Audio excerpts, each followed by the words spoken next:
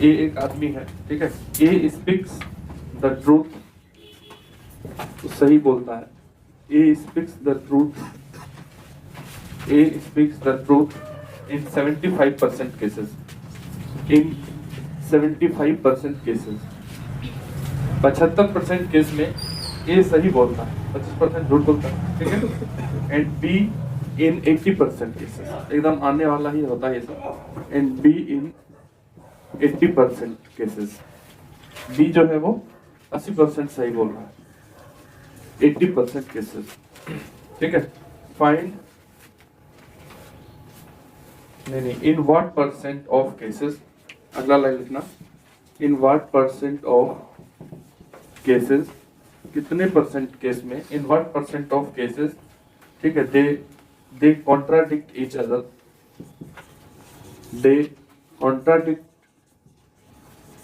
Each other, एक दूसरे को अपोज करेगा एक ही बात, ठीक है, they contradict each other in the same fact, in the same fact,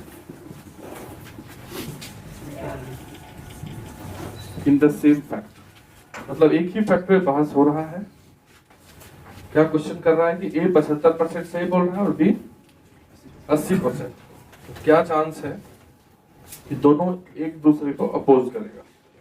अगर ए सही बोलेगा तो बी गलत बोलेगा, और बी गलत बोलेगा तो बी सही बोलेगा तो ए गलत बोलेगा। एक ही बात पे डिस्कशन हो रहा है, दोनों बात कर रहा है, तो एक दूसरे को अपोज करे, इसका क्या चांस है, कितना परसेंट चांस है?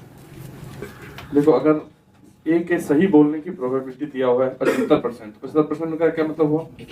75/100, मतलब 3/100, ये हो गया प्रोबेबिलिटी ऑफ ए मतलब सही बोलने का, ठीक है। तो झूठ बोलने का कितना होगा? 1 में से इसको घटा दो, क्योंकि सही और झूठ मिलाकर टोटल हो जाएगा 1, बीच वाला नहीं, पता नहीं सर, उसका पता ही नहीं चलता है सही बोलता है गलत, ठीक है, या तो सही बोल रहा है या गलत, दो ही चीज बोल रहा है। ए डैश का अगर बात कर लें, मतलब ए डैश को हम झूठ बोलने का मान लेते हैं, ए का झूठ बोलने, तो अगर 3/4 है सही बोलने का, तो 1 में से उसको घटा दो, 1/4। बी का सही बोलने का कितना है? 80%, तो 4/5, इसलिए बी डैश क्या हो जाएगा? 1 - 4/5, 1/5। मतलब ए का सही बोलने का, ए का झूठ बोलने का सब कुछ सामने है। सही लिखा है गलत है? बोलिए सर, गलत है। अब तुमसे क्या पूछ रहा है बताओ? अगर डिस्कशन चल रहा है तो हमसे पूछा ये जा रहा है प्रोबेबिलिटी किसका पूछा जा रहा है?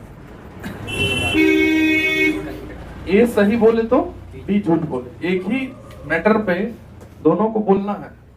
चुप रह जाए तो वो भी नहीं हुआ कॉन्ट्राडिक्शन। जैसे हम गलत बोले कुछ तो चुप हो जाओ, तो मतलब ऐसा थोड़ी कॉन्ट्राडिक्शन हो रहा है, समझ रहे? उसको झूठ बोलना है। अगर ए सही बोल रहा है तो बी को झूठ बोलना पड़ेगा, तब हुआ कि अपोज कर रहा है। तो ए अगर सही बोल रहा है तो साथ साथ बी को झूठ बोलना पड़ेगा। A and intersection B dash, ये पूछ रहा है। ये कॉन्ट्राडिक्शन का केस है कि नहीं? ए सही बी झूठ, या ऐसा भी तो हो सकता है कि बी सही बोले और ए झूठ बोल दे, ये भी तो होता है कॉन्ट्राडिक्शन। और क्या होगा? ए सही तो बी झूठ, बी सही तो ए झूठ, इस तरह चीज थोड़ी होगा। तो या तो ये डिस्कशन जब होगा तो या तो ये होगा या ये होगा। अगर मान लो दो लोग डिस्कस कर रहे हैं, या हम सही बोले ये झूठ बोलेगा, समझ रहे बात को, या ये सही तो हम झूठ बोलेंगे, यही होगा, दूसरा चीज होगा। तो या और या मतलब तो बीच में क्या होता है? प्लस, समझ रहे बात? तो हमसे यही पूछा जा रहा है, जो प्रोबेबिलिटी पूछा जा रहा है कि कॉन्ट्राडिक्ट करे एक फैक्ट पे दोनों, तो या तो ऐसे कॉन्ट्राडिक्शन होगा या ऐसे कॉन्ट्राडिक्शन होगा। अब बताओ, दो आदमी का माथा है, दोनों इंडिपेंडेंट होंगे डिपेंडेंट होंगे? दूसरे अलग अलग सोच रहा है वो दोनों, ठीक। तो जब दो इंडिपेंडेंट होता है, दो इवेंट इंडिपेंडेंट होता है ए और बी, तो P of A intersection B क्या होता है? P A into P B. और इंडिपेंडेंट इवेंट बात किए थे, विद्यार्थी वाले क्वेश्चन भी किए थे, तो यहाँ पे हो जाएगा P A into P B dash plus P B into P A dash. अब पी ए क्या निकाले हैं? दिया हुआ है 3/4, पी बी डैश वहां से लिख दो 1/5, प्लस पी बी क्या निकला हुआ है? 4/5, और पी ए डैश 1/4, दोनों कट गया। ये कितना हो गया? ये हो गया 3/20 प्लस 1/5। 1/5 में 4 से नीचे ऊपर गुणा कर दिए, वही रहने दो, 4/20 रहने दो, 4/20, ये नहीं काट रहा, 4 रहने दे रहा। ये हो गया 7/20, ये हो गया प्रोबेबिलिटी, परसेंट पूछ रहा है कि कितने परसेंट केस में दोनों एक दूसरे को कॉन्ट्राडिक्ट करें, तो परसेंटेज ऑफ कॉन्ट्राडिक्शन। ठीक, अगर परसेंट पूछ रहा है तो क्या लिखोगे, 7/20 को 100 से मल्टीप्लाई करना है। ठीक, अगर प्रोबेबिलिटी पूछेगा ऑप्शन में तो यही हो जाएगा आंसर। तो कितना परसेंट, 35। आंसर तक याद रखना है।